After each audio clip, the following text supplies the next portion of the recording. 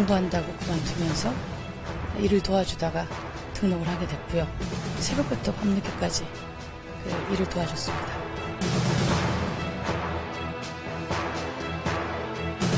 시험 과정에서 영어를 유통하게 하는 사람을 구한다라고 했는데 그런가 보다 했는데 나중에 말이 든 게 영어 과외를 시키는 거예요, 의원님.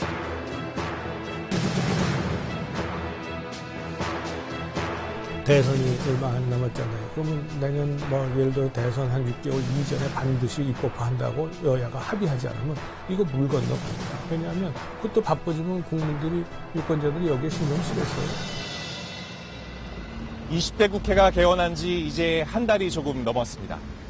4년 임기가 막 시작되는 지금 국회에서는 친인척 보좌진 채용으로 시작된 이른바 특권 논란이 한창입니다. 국회의원 특권 내려놓기는 지난 국회에서도 꾸준히 제기돼 왔지만 별다른 성과를 내지 못했다는 평가가 많습니다. 의원들이 내려놓아야 할 특권은 무엇인지, 이번 논의가 실효성을 갖기 위해서는 어떤 노력이 필요할지 알아봤습니다. 최근 친인척 보좌진 채용 논란이 벌어진 이후 국회 보좌진 20여 명이 무더기로 퇴직했습니다. 새 국회 개원 직후 보좌진의 대거 퇴직은 이례적인 일입니다. 개원 이후에 안 나가요. 절대 안 나가려고 하는 경우가 생깁니다. 이번 경우는 친인척이 아니더라도 문제 있는 인사라든지 집에 겁먹고 이렇게 내보낸 게 아니신가. 친인척은 의원과 신뢰관계가 강하다는 장점이 있지만 정책 보좌라는 본래 업무와는 거리가 먼 경우도 적지 않다는 지적도 있습니다. 9명이서 움직였는데 예를 들어서 5급 비서관을 누굴 시켰다. 친인척이 많다. 근데 친인척은 이제 의원님만 따라다니고 아무 일을 안 한다. 그러면 그 나머지 애들은 이제 다 여러 사람들이 또 떠나게 되는 거예요. 친인척뿐 아니라 부적절한 인사를 보좌진으로 채용하는 사례도 문제로 지적됩니다.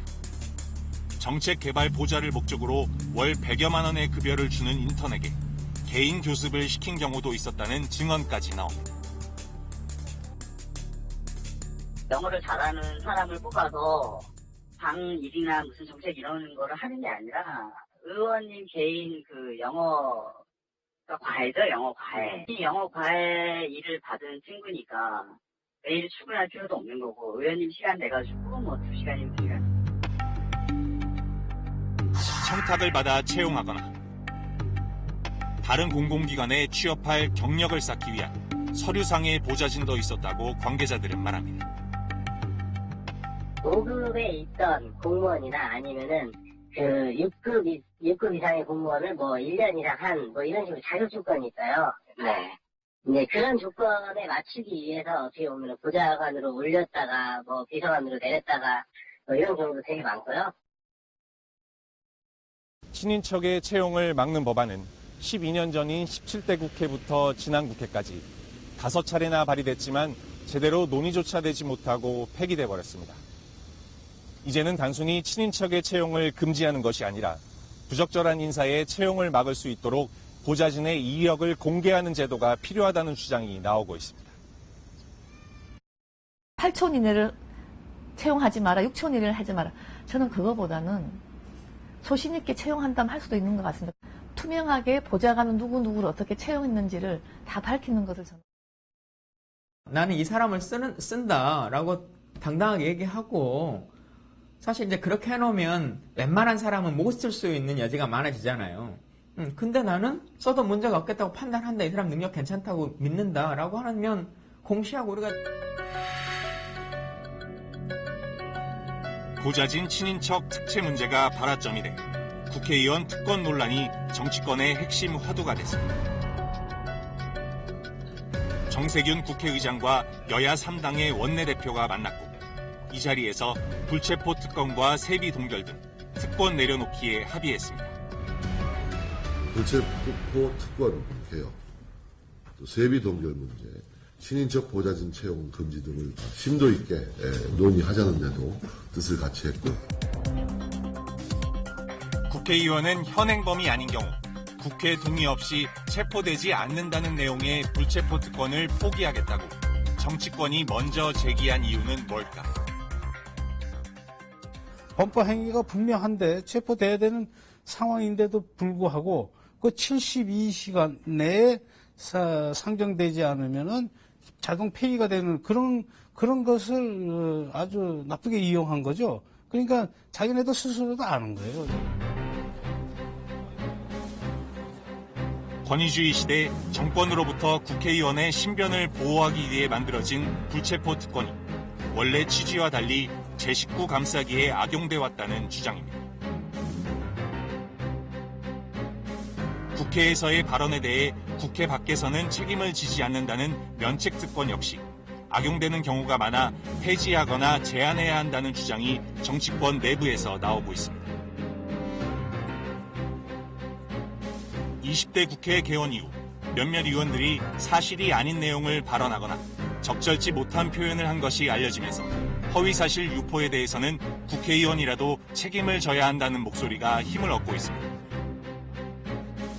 물론 행정부를 감시하고 견제하는 국회 본래의 기능을 보장하려면 면책 특권에 대해서는 좀 더 신중한 접근이 필요하다는 지적도 나옵니다.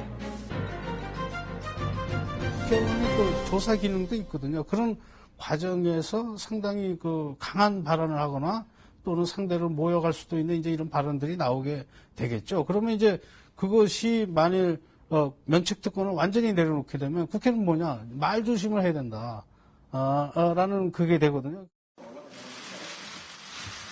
9월 시행을 앞둔 김영란법에 관련해서도 지적이 나옵니다.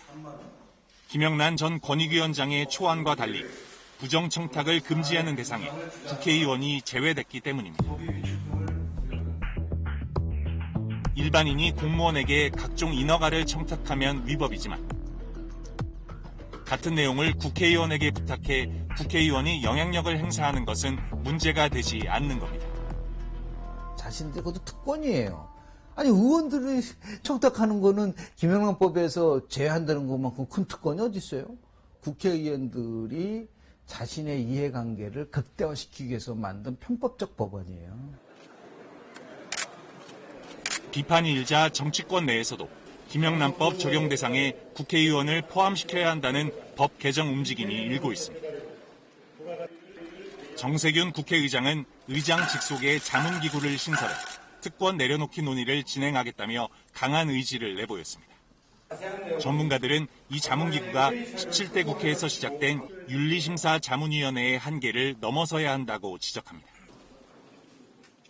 윤리특위 자문위원회가 의결을 해야 되는데 여당 4명, 야당 4명 그래서 8명으로 딱 구성이 되어 있습니다.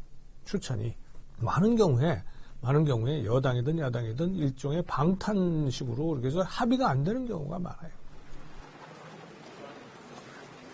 또 다른 정쟁이 벌어지거나 논의가 지나치게 길어지는 것을 막기 위해 기간을 한정할 필요도 있다고 말합니다. 번번이 실패로 끝난 특권 내려놓기가 성과를 거두려면 정해진 기간 안에 결론을 내도록 강제해야 한다는 겁니다. 각 정당과 국회에서 이 부분에 대한 정확한 그 실천 타임 스케줄을 제시하면서 언론과 국민들이 평가하고 감시할 수 있도록 하는 게 필요할 겁니다.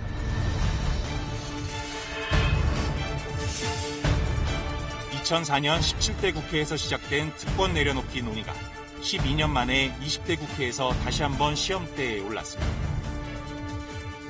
논의 시작과 동시에 또다시 말잔치로 끝날 수 있다는 우려가 나오고 있습니다. 20대 국회가 특권을 누리는 국회가 될지, 국민을 섬기는 국회가 될지 유권자들이 똑똑히 지켜볼 때입니다.